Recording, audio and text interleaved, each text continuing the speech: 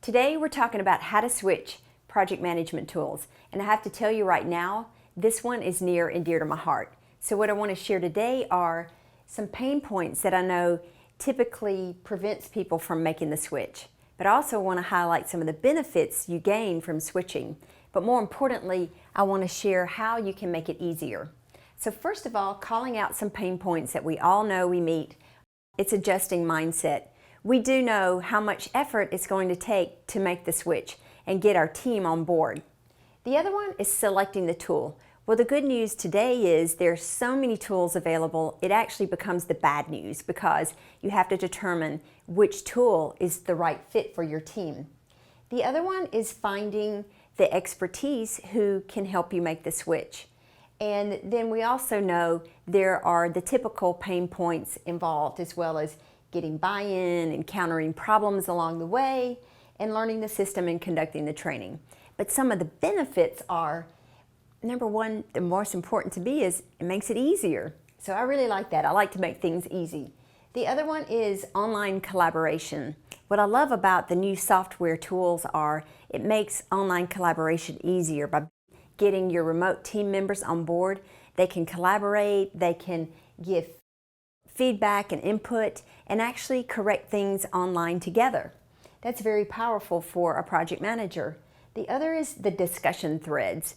You can actually create discussion threads all along the project. You may have one for creating your requirements, or create discussion threads for when you're doing testing. You also, this is powerful, I think, these days, is when you're on one of the new software project management tools, there's so many people on the tool and providing feedback for new enhancements or new features, then you get to take advantage of those because there are regular updates and new features always being implemented. But here's what I want to share with you on how to make it easier. I call it the magic button. There's now an import button, so you can do things as easy as doing an import. So what that means is there's a caution though. Before you do it, I want to share some steps to prepare for the import. So it's true what they say, data in is data out. So if you bring bad data in, then that's going to be on your new platform going forward. So you want to scrub your data first. And so what does scrub mean? That means you want to confirm that your data is still valid.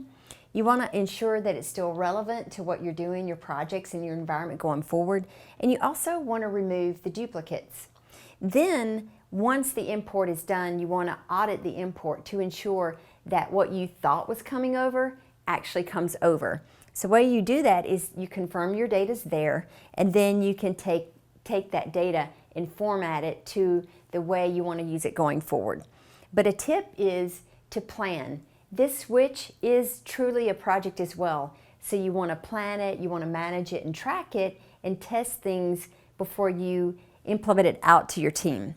You also want to leverage experts. Now that you've invested in this software tool, it only takes a little bit more to invest in the experts who know the system and know how to get you on it successfully. So if you're seeking a new project management tool, then visit us at projectmanager.com.